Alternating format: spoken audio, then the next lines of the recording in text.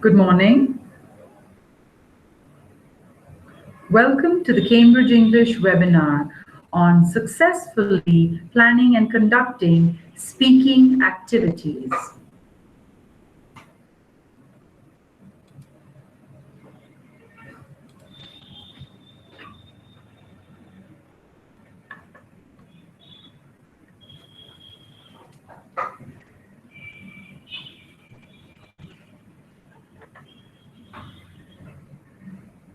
The first thing that we need to understand is what is a speaking activity?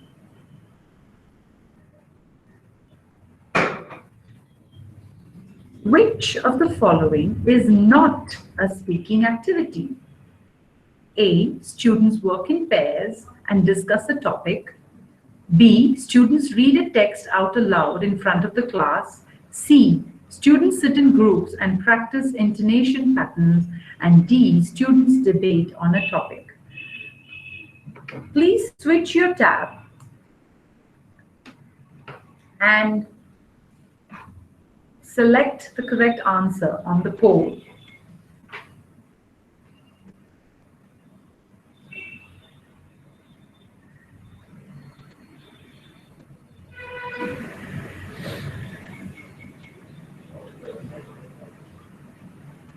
Which of the following is not a speaking activity? Students work in pairs and discuss a topic.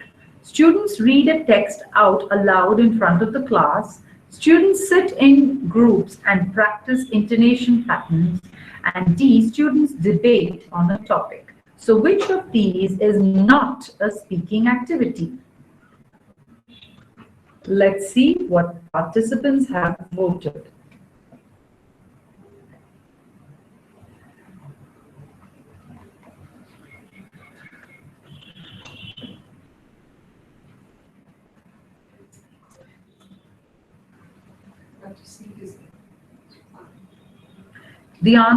The correct answer is, as participants have voted correctly, is students read a text aloud in front of the class. This is not a speaking activity. So then what is a speaking activity? Any activity which either teaches or provides practice to the students in a sub-skill which will develop their spoken proficiency so that they're able to express themselves more effectively, whether it is in terms of the language used, the intonation, or the stress used, is called a speaking activity.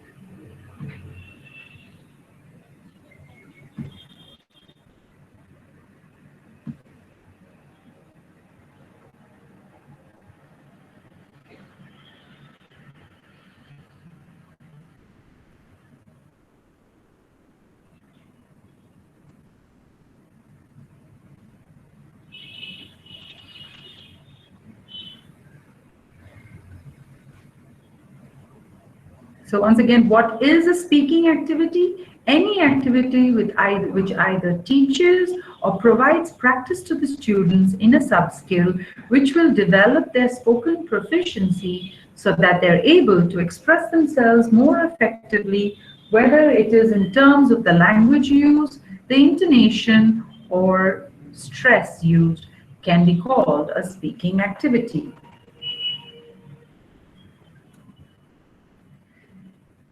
Let's look at the focus of a speaking activity. There are two focuses of a speaking activity. The first one is an accuracy focus. The accuracy focus is focused on the correct use of mechanics to convey a message. It's concerned with the how of the skill. The fluency focus, on the other hand, is concerned with the what of a skill. That is, The focus in this case is on the overall meaning that's conveyed through a stream of speech.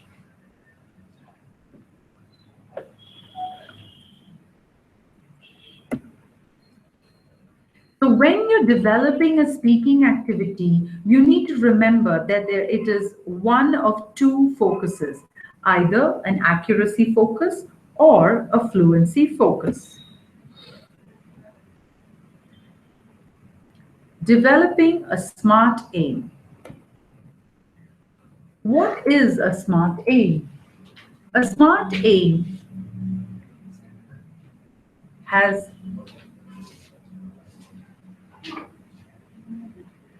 5 qualities. The first one, S, is the aim should be specific. The second one, M, the aim should be measurable. Third, the aim should be achievable. 4, the aim should be relevant.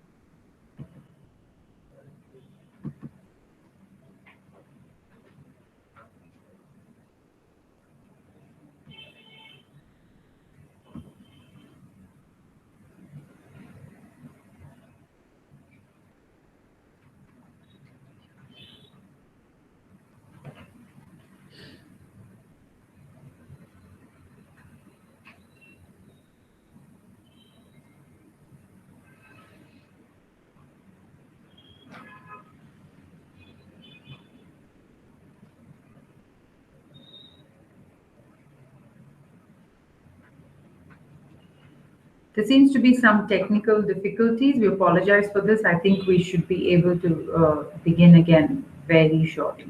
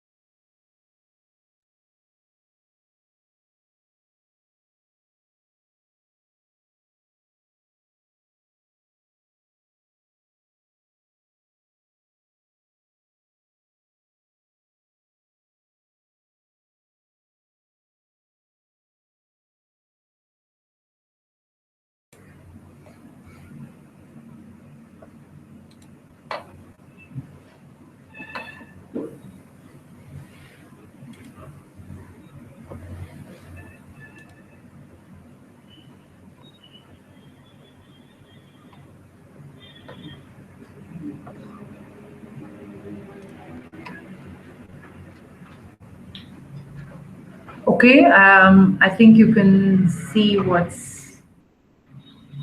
I think we're back on track. So we're looking at a smart aim. What is a smart aim? A smart aim is one that is specific, measurable, achievable, relevant, and time bound. Let's look at each of these. So when we say specific, the aim should clearly specify the primary and the secondary focus of the activity, whether it is an accuracy activity or a fluency activity. And it should also mention whether it's a teaching activity or a practice activity. A teaching activity is where you teach a particular concept, whereas a practice activity is when you allow students to put into practice something that you've already taught them earlier. The aim should also be measurable. So what parameters do we need to look at to determine if the activity has been a success? How do we know if the aim set has been achieved?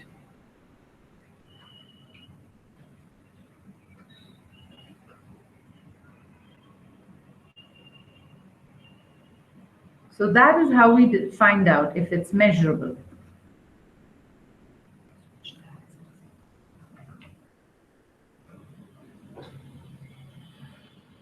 Then we need to check whether it is achievable. Considering the current ability of the students, the time in hand and other factors, is the aim being set achievable?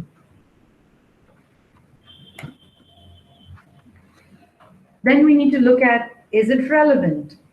Is the aim set relevant to development of the skill that's being considered? And finally, time bound. How much time have we set within which we expect to achieve the aim?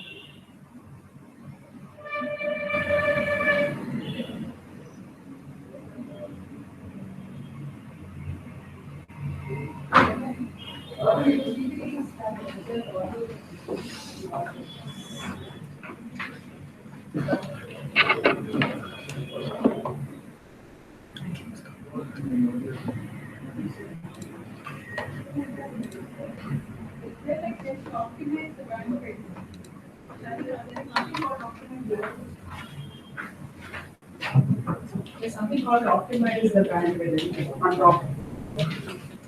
Just go to the ceiling. Yeah. Adjust bandwidth, put it at a slightly lesser or minimum or something. I mean, middle level, yeah. Save it. Okay. ಇದಕ್ಕೆ ಬರೋದಾ? Okay, let's try for now. Let's try for it. It's not a minute.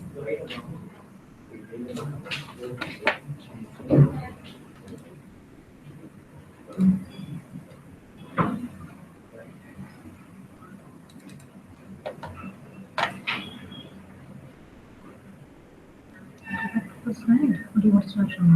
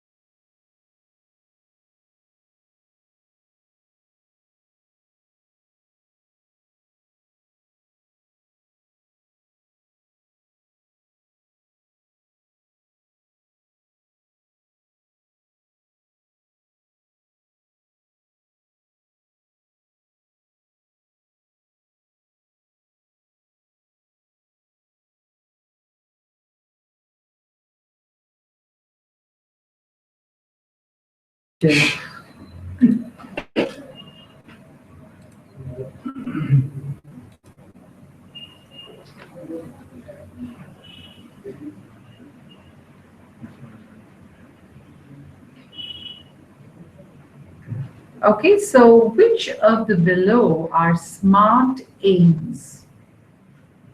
We have three different aims. The first one is, by the end of 2 40-minute lessons, my students will be able to pause appropriately at commas, periods, and semicolons. The aim 2 is in this activities, students will practice buying a ticket at the railway station. And the third aim is by the end of the lesson, the students will have practiced expressing agreements and disagreements in a debate using appropriate language. So which of these three aims are SMART aims? Just to remind you, that's specific, measurable, achievable, relevant, and time-bound. So you can indicate your options, your answer on the poll. You'll have to switch your tab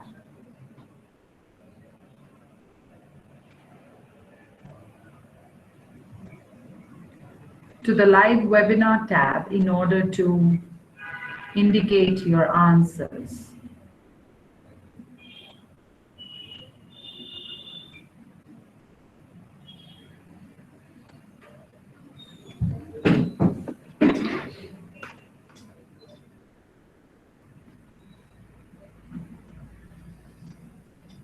Okay, most participants I think have voted.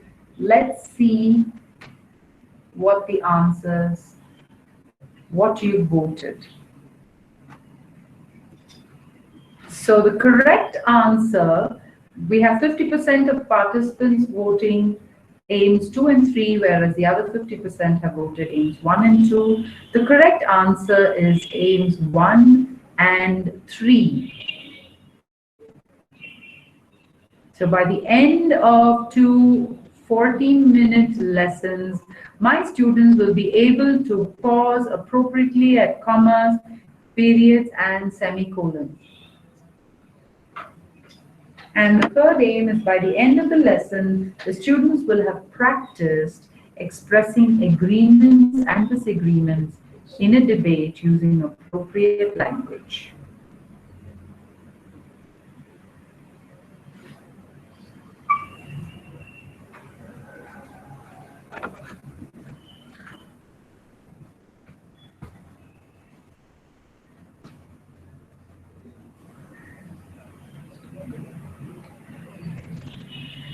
Now let's look at writing aim. Writing a SMART aim. The first thing you need to do is identify the topic or the focus areas. The second thing is, what do you want students to do? You want them to learn or to practice? I think our screen is stuck again. I'm sorry, but you'll have to just be patient for a couple of minutes. We'll have our technical team coming to resolve the issue. Thank you for your patience.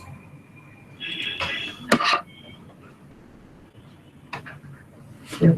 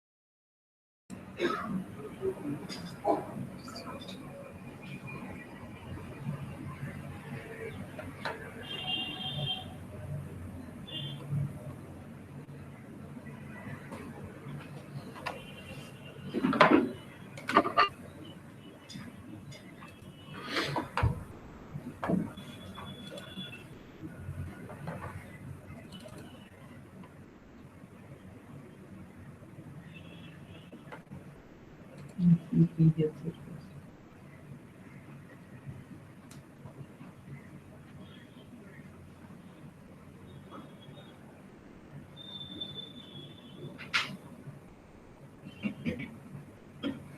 Okay, now we'll look at writing an aim.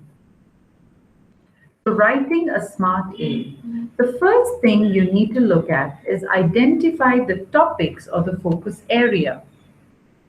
The second thing you need to look at is what do you want the students to do? Do you want them to learn or do you want them to practice? The third thing is you need to decide upon the context that you're going to use, because you need to teach them writing within a particular context. So it could be about writing for writing a diary, or it might be writing a letter to your friend. You need to judge how much time you'll need to complete this activity successfully. You need to decide upon the actual activity that you're going to use. And finally, you need to write the aim. So these are the steps to follow in order to write a smart aim. Once you've written the aim, let's look at actually developing the speaking activity. So for example, let's look at one particular aim and see how we're going to execute this. So for example, if the aim of the activity is by the end of this lesson, the students will have practiced expressing agreements and disagreements in a debate using appropriate language. So in this case, what is the primary focus of the activity? Is it accuracy or is it fluency? Please vote on the poll. You'll need to switch tabs to the live webinar tab and vote on the poll.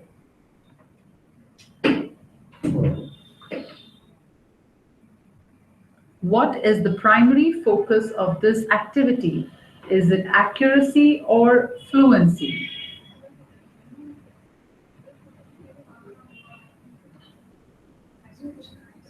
Please switch tabs to the live webinar tab in order to vote.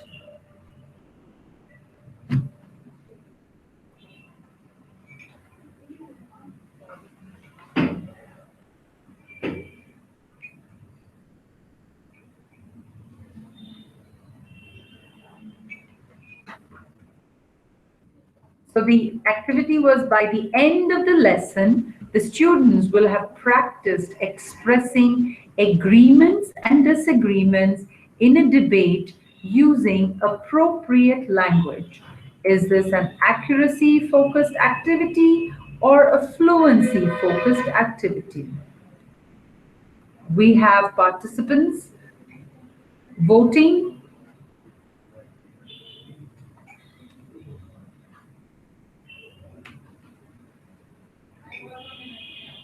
And now you can see that primarily everybody thought that it's a fluency activity, and they are absolutely right. The primary focus of that activity was fluency.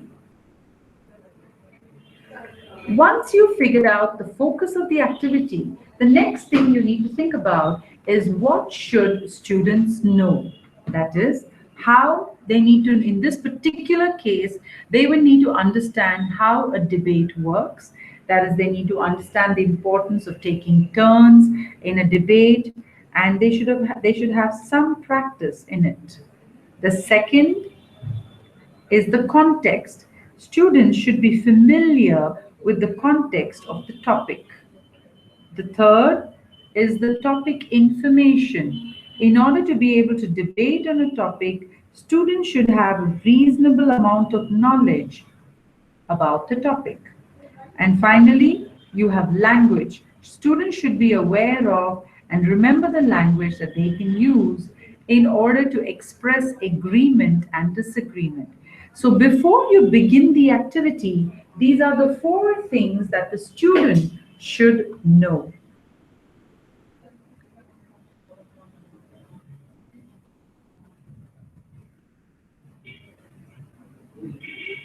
On the poll,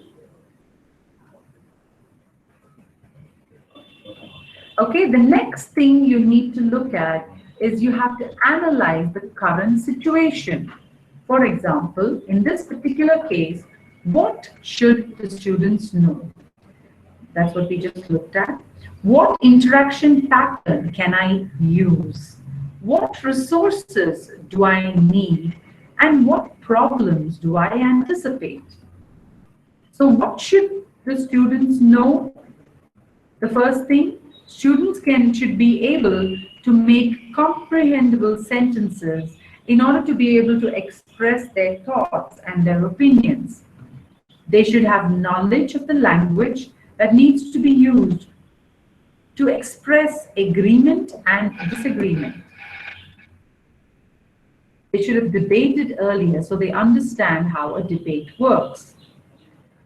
What interaction patterns can be used? In this particular activity that we are looking at, it's a debate, and so you need to divide the class into two groups. If the class numbers are very high, then you make 4 groups and hold 2 simultaneous debates on the same topic. The next thing you need to consider is what resources do you need? So in this particular case of conducting a debate, you need a topic which is controversial, which has a context which most of the students are familiar with and is of interest to them. You also need furniture which can be moved around in order to make space for 2 groups to sit face to face. And you need to think about what problems you anticipate. In this particular scenario with the debate, the kind of problems that you might have is that students may not remember the language that they need to use in order to express their agreement or disagreement. Students may not be interested in the topic that you choose, or they may not know much about it. The furniture may be very heavy or fixed, making it difficult to move around. So the first thing, where students may not remember language. Now, before the debate, do a short activity to help students recall the language. For example, you could ask students to match language to functions in pairs or small groups. Or you could put the language on the board for easy reference while debating. The second problem that you anticipated is that students may not be interested in this topic. So what can you do to deal with this? Choose 2 or 3 topics and give students a choice. Ask students to choose a topic on their own. The third challenge that you might face is that students may not have enough information on the topic. In this case, you can research some information about the topic, maybe some facts, dates, opinions, etc. Divide the students into groups and let them read the articles. Having read one article, they can share information with other groups so that everyone has the same level of knowledge on the topic. So this way, you can deal with the problem of students not having enough information on the topic. Or you could use jigsaw reading to make the students share information. The third issue we thought about is the furniture. It may be fixed or it may be heavy, which makes it difficult to move the furniture around in order to facilitate a face-to-face seating for a debate. In this case, you can move students around. Instead of moving the furniture, you move students around to sit facing each other. You could also take students outside the class if the circumstance permits. They could go to an open area and sit face to face. Some more questions to ponder over. Will your activity keep most of the students in the class engaged? Are your instructions simple and are they clear, and have you planned them to take the students through the activity step by step? Have you taken into account the time you have in hand for the activity? Will the interaction pattern that you've chosen keep most students involved? Have you planned for enough preparatory time? Have you thought about the composition of the groups? So these are some of the other things that you should ask yourself. What do you do when the debate is now in progress?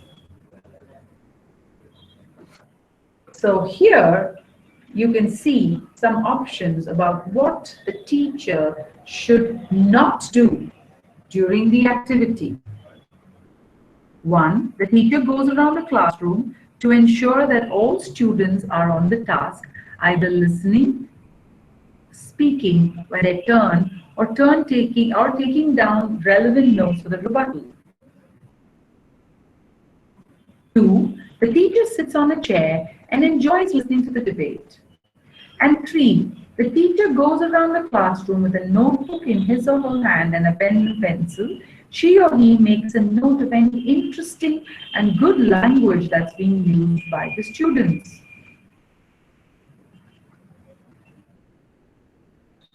Please answer the question on the poll. Please switch to the live webinar and you can answer the question. Choose what the teacher should not do during the activity. What should the teacher not do during the activity? That is, what should the teacher not do while the speaking activity is in progress?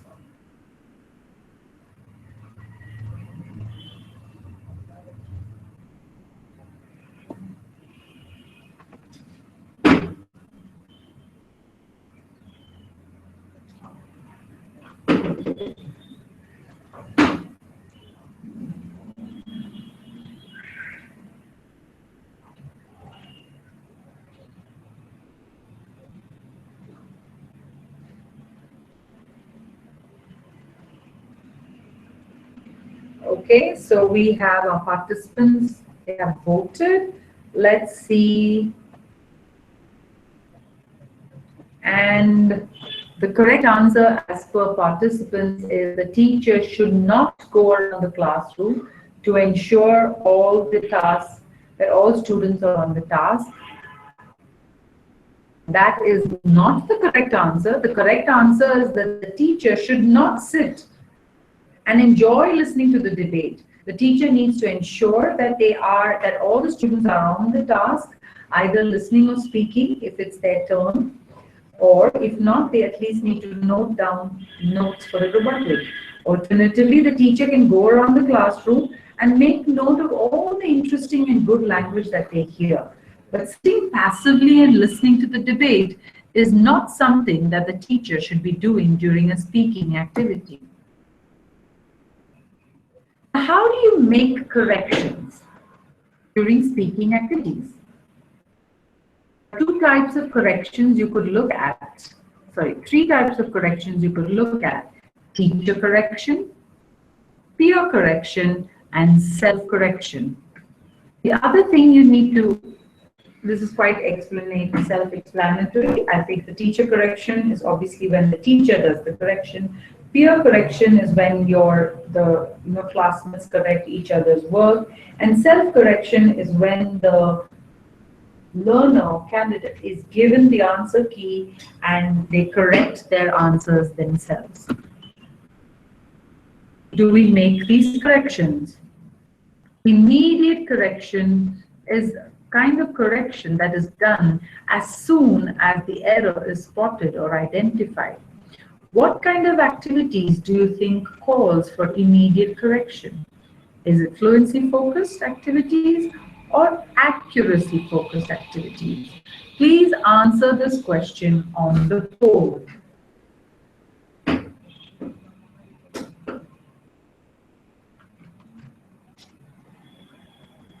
What kind of activities do you think call for immediate correction? Fluency-focused or accuracy-focused?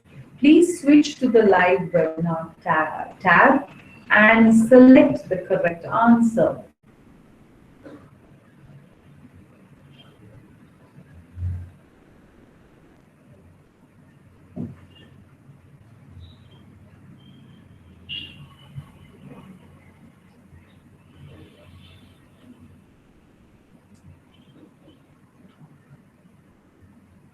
So we've got 50%.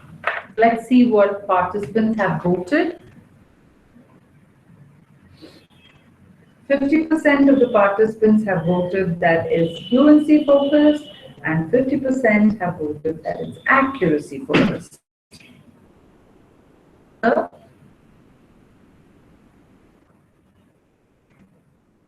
kind of correction that is done as soon as the error is spotted, and this type of correction or immediate correction is used for accuracy focused activities.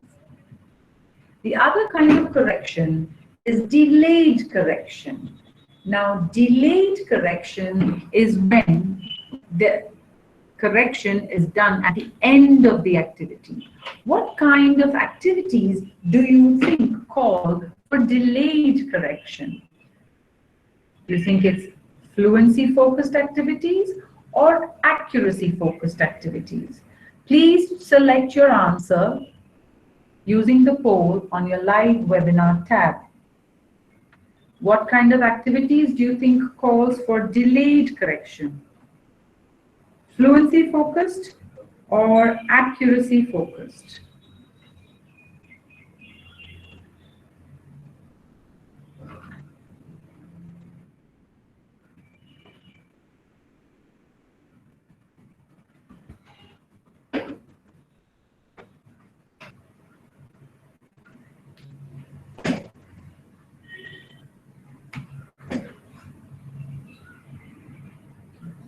So let's look at what our participants have voted.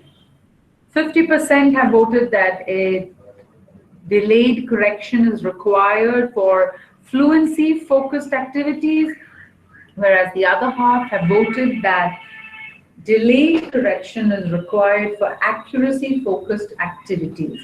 And the correct answer is delayed correction is appropriate for fluency-focused activities.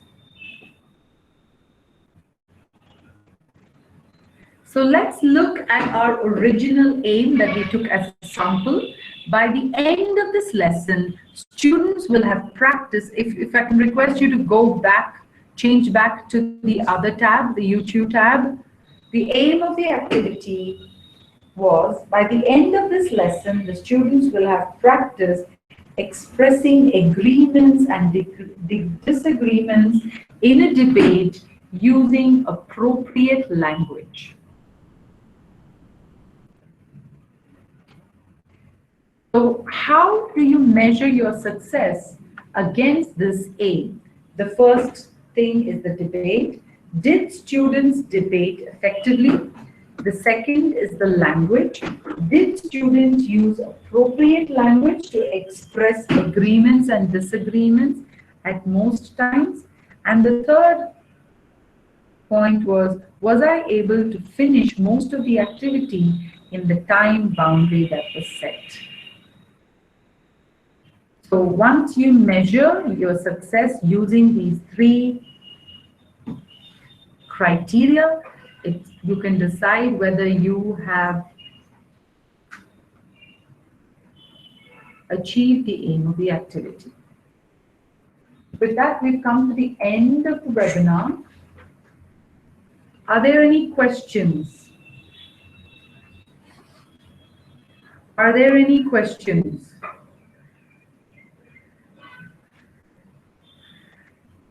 Okay, please join us for the next webinar, which is at 1 o'clock, and it is on the KET for schools exam orientation. Thank you.